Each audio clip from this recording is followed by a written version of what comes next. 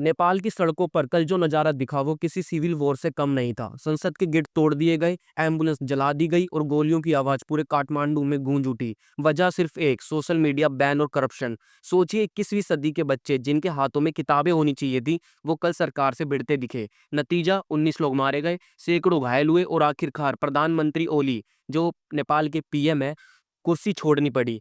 लेकिन असली सवाल ये है, नेपाल बार बार ऐसी पॉलिटिकल इंस्टेबिलिटी का शिकार क्यों होता है। नेपाल में सोमवार को देश की इतिहास की सबसे बड़ी अशांति देखी गई। राजधानी काठमांडू और दूसरे शहरों में हुए प्रदर्शन में कम से कम 19 लोगों की मौत हो गई। यह हिंसा तब भड़की जब पुलिस ने संसद में घुसने की कोशिश की कर रहे प्रदर्शनकारियों पर टीयर गैस और रबर बुलेट्स चलाए। ज्यादातर प्रदर्शनकारी युवा थे जो सोशल मीडिया बैन और भ्रष्टाचार को लेकर गुस्से में सड़कों पर उतरे। एक लोकल अधिकारी के मुताबिक कुछ प्रदर्शनकारियों ने संसद परिसर का बैरिकेड तोड़कर अंदर घुसने की कोशिश की।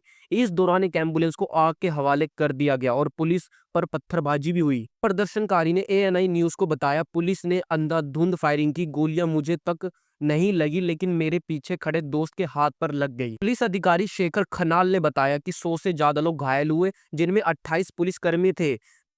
पुलिसकर्मी भी शामिल है। घायलों को लोग मोटरसाइकिलों से अस्पताल पहुंचा रहे थे। असल ये सब जो कांड हो रहा है, पिछले हफ्ते सरकार ने फेसबुक, व्हाट्सएप, इंस्टाग्राम जैसे सोशल मीडिया प्लेटफॉर्म्स को बैन कर दिया था। नेपाल की 3 करोड़ की आबादी में से करीब 90% लोग इंटरनेट यूज करते हैं और इसी वजह से ये फैसला युवाओं के गुस्से की बड़ी वजह बना। सरकार का कहना है कि ये बैन इसलिए लगाया गया क्योंकि कई प्लेटफॉर्म्स ने गवर्नमेंट रजिस्ट्रेशन रूल्स नहीं माने और इनका इस्तेमाल हेट स्पीच, फेक न्यूज और फ्रॉड फैलाने में हो रहा था। लेकिन ये वजह नेपाली जनता को समझ नहीं आई। प्रदर्शन हिंसक होने पर पूर्वी शहर इतिहारी में भी 2 लोगों की मौत हो गई। इस हिंसा की जिम्मेदारी लेते हुए गृह मंत्री रमेश लेखा ने इस्तीफा दे दिया। वहीं प्रधानमंत्री केपी शर्मा ओली ने तुरंत कैबिनेट की इमरजेंसी मीटिंग बुलाई। सोमवार को हजारों युवा, जिनमें से कई स्कूल और कॉलेज यूनिफॉर्म्स में थे, सड़कों पर उतर आए। उनके हाथों में झंडे और तख्तियां थी जिन पर लिखा था, shut down corruption, note special media, unban social media, youth against corruption. इन प्रदर्शनों को आयोजकों ने जेन जी प्रोटेस्ट नाम दिया।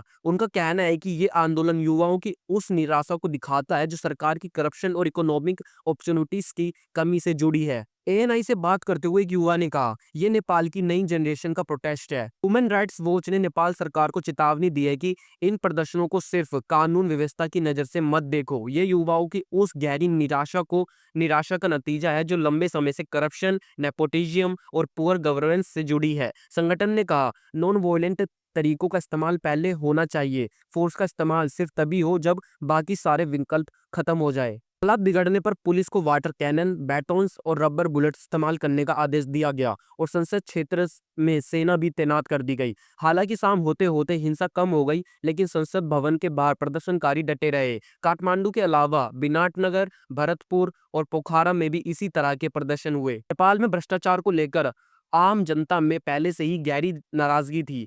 प्रधानमंत्री ओली की सरकार पर यह आरोप है कि वो ना तो करप्शन रोक पा रही है और ना ही इकोनॉमी की पुरानी समस्याओं को सुलझा रही है। सरकार का कहना है कि उसने सुधारात्मक कदम उठाए हैं और अर्थव्यवस्था पटरी पर आ रही है। हर साल हजारों नेपाली काम और पढ़ाई के लिए विदेश जाते हैं। नेपाल में राजनीतिक अस्थिरता भी बड़ी समस्या रही है। 2008 में 239 पुरानी मोनार्ची खत्म होने के बाद से अब तक 14 सरकारें बन चुकी है, लेकिन कोई भी अपना कार्यकाल पूरा नहीं कर पाया। प्रधानमंत्री ओली खुद 73 साल के हैं और पिछले साल चौथी बार शपथ ली थी। नेपाल के प्रधानमंत्री केपी शर्मा ओली ने मंगलवार को पूरे देश में हो रहे वायलेंट एंटी करप्शन प्रोटेस्ट के बीच इस्तीफा दे दिया। इस कदम से हिमालयी देश नेपाल का एक फिर पॉलिटिकल इनकरेंटिबिलिटी फंस गया है। भारत और चीन जैसे बड़े पड़ोसियों के बीच बसा नेपाल 2008 से अब तक 14 सरकारें बदल चुकी है और अभी तक कोई भी सरकार अपना पूरा 5 साल का कार्यकाल पूरा नहीं कर पाई। ये समझते हैं नेपाल की पॉलिटिकल स्टेबिलिटी का इतिहास। 1951 से पहले नेपाल पर अलग अलग राजवंशों का राजा शासन करते थे। उस समय राणा वंश का राज था, जिसमें प्रधानमंत्री का पद हेरिडिटी वंशीगत होता था। 1951 में प्रो डेमोक्रेसी मूवमेंट के दबाव में राणा शासकों को हटाया गया और नेपाल में पार्लियामेंट्री डेमोक्रेसी की शुरुआत हुई। 1961 से 1990 के बीच 1961 में राजा महेंद्र ने पॉलिटिकल पार्टीज पर बैन लगा दिया और अपनी शक्ति को मजबूत करने के लिए केंद्रीकृत शासन व्यवस्था लागू की, जिससे पंचायत सिस्टम कहा गया। लेकिन लोगों की नाराजगी बढ़ती गई और 1990 तक जनता का गुस्सा भड़क उठा। राजनीतिक पार्टियों ने पीपल मूवमेंट चलाया, जिसके दबाव में राजा बीरेंद्र ने पार्टियों पर लगे बैन को हटाया और पंचायती व्यवस्था खत्म हो गई। 1996 में नेपाल के लेफ्ट विंग मोस्टूट्स ने राजशाही संसदीय व्यवस्था को हटाकर पीपल्स रिपब्लिक बनाने के लिए सशस्त्र संघर्ष शुरू किए। इससे 10 साल लंबा सिविल वॉर चला, जिसमें 17,000 से ज्यादा लोगों की मौत हुई। 2006 से 2015 के बीच 2006 में फिर से जनता ने राजशाही के खिलाफ बड़े पैमाने पर आंदोलन किया। नतीजा ये हुआ कि 2008 में नेपाल से मोनर्ची खत्म हो गई और नेपाल एक फेडरल डेमोक्रेटिक पब्लिक बन गया। नेपाल की आखिरी राजा गेंद्र अब साधारण नागरिक की तरह राजधानी काठमांडू में रहते हैं। 2015 में नेपाल ने अपना नया संविधान अपनाया। अक्टूबर 2015 में केपी शर्मा ओली पहली बार नेपाल के प्रधानमंत्री बने, लेकिन उनकी सरकार सिर्फ 1 साल तक चल पाई। बाद में वो 2018 और 2021 में दोबारा प्रधानमंत्री चुने गए। फिर 2024 में उन्होंने चौथी बार पद की शपथ ली, लेकिन अब 2025 में बड़े पैमाने पर हो रहे एंटी करप्शन प्रोटेस्ट के बीच उन्होंने इस्तीफा दे दिया, जिससे नेपाल का राजनीतिक संकट एक बार फिर गहरा गया।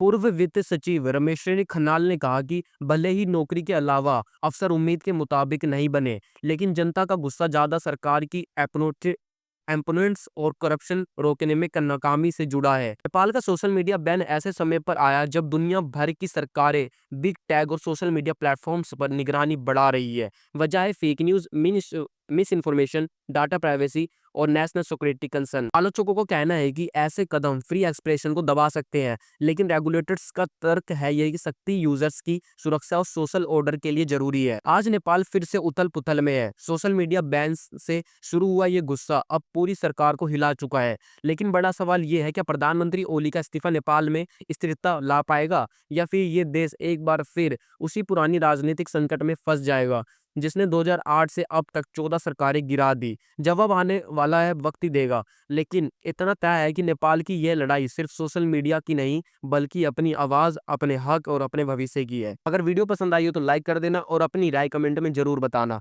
फेसबुक पे देख रहे हो तो फॉलो कर लेना, यूट्यूब पे देख रहे हो तो सब्सक्राइब कर लेना। मिलते हैं नेक्स्ट वीडियो में। Tata bye bye.